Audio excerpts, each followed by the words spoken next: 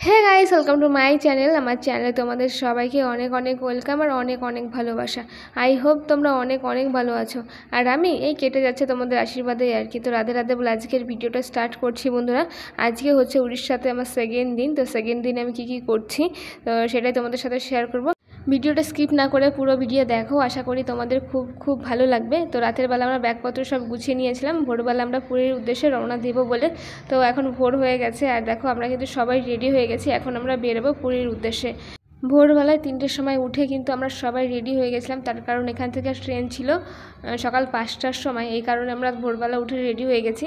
আর দেখো রুমের বাইরে কিন্তু অটো চলে এসেছে।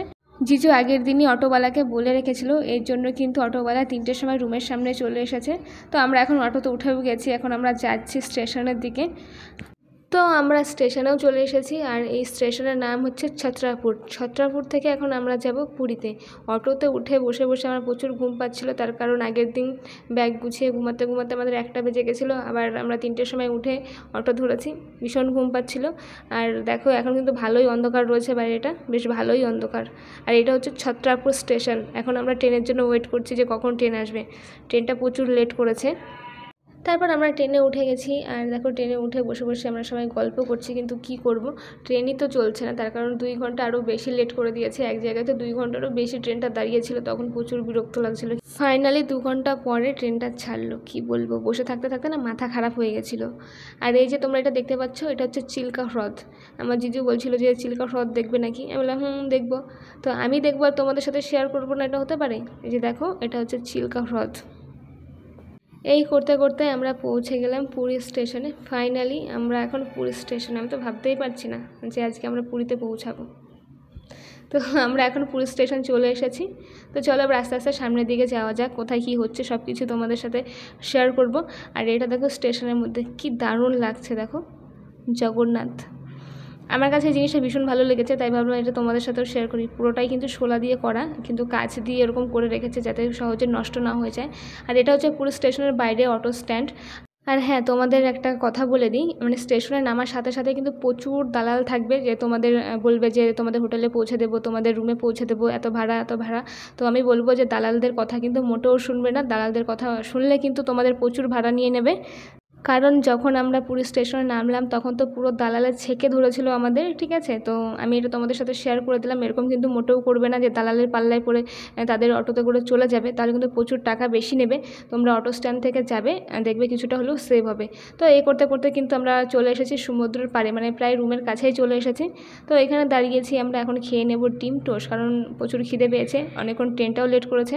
তো এখানে আমরা নিয়ে নিয়েছি ডিম টোস্ট, এখন আমরা খাচ্ছি ডিম টোস্ট। ডিম টোস্টের দাম নিয়েছে 40 টাকা করে। সস স্যালাড এইসব কিন্তু কিচ্ছু দেয়নি, শুধু মানে রুটি, তাও আবার স্লাইড রুটি দিয়ে করেছে সেটা।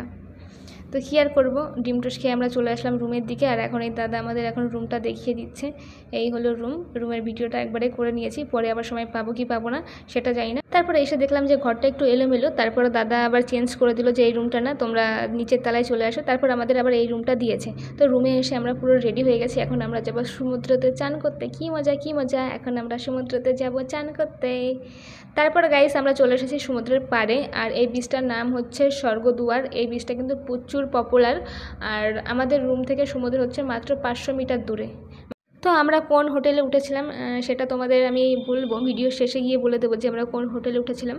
তো এখন এইসব বাদ দাও, এখন সমুদ্রের পাড়ে এসেছি, এখন আর কোনো কথা হবে না, এখন শুধু দেখবো, মনে ভরে দেখবো সমুদ্রটাকে, একটু অনুভব করব, ঠিক আছে? আরও কত কী করবো, এখন সমুদ্রের পাড়ে এসেছি না।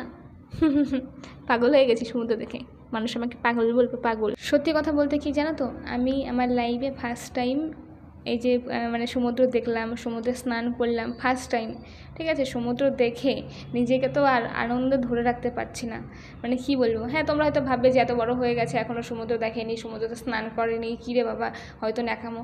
এটা সত্যি ন্যাকামো না, ঠিক আছে? যেটা সত্যি আমি সেটাই তোমাদের সাথে শেয়ার করলাম, ঠিক আছে? এর আগে আমি কখনো সমুদ্র দেখিনি, এই ফার্স্ট টাইম দেখলাম, তাই না? নিজের খুব খুব আনন্দ হচ্ছিল। স্নান করে এসে আমরা রেডি হয়ে আবার চলে এসেছি খেতে, প্রচুর খিদে পেয়েছে, কি বলবো, এখন খাবো। আর এই যে দেখো দিদি আর জিজু, আর এখন খেয়ে নিই, তারপর খাওয়া দাওয়ার পরে আবার আসছি তোমাদের সাথে। তো এই হচ্ছে আমাদের হোটেল, ঠিক আছে? আমরা উঠেছিলাম ভারতী ইন, মানে হোটেলটার নাম হচ্ছে ভারতী ইন। চলো দেখো, তোমাদের একটু দেখাই সামনে থেকে। এই ভিডিওটা আমার জিজু করে দিয়েছে আমাকে, তো বলেছিলাম যে ভিডিওটা করে দাও বাইরে থেকে, তো করে দিয়েছে। এই যাচ্ছে হোটেলটা, সমুদ্র থেকে মাত্র 500 মিটার দূরে এই হোটেলটা, আর আমরা এই হোটেলটাতেই ছিলাম। তো গাইস, আজকের ভিডিওটা আর বেশি বড় করছি না। ভিডিওটা ভালো লাগলে লাইক, কমেন্ট, শেয়ার, আর হ্যাঁ, ঝটপট করে চ্যানেলটা সাবস্ক্রাইব করো, আরও ধামাকা ধামাকা ভিডিও আসতে চলেছে।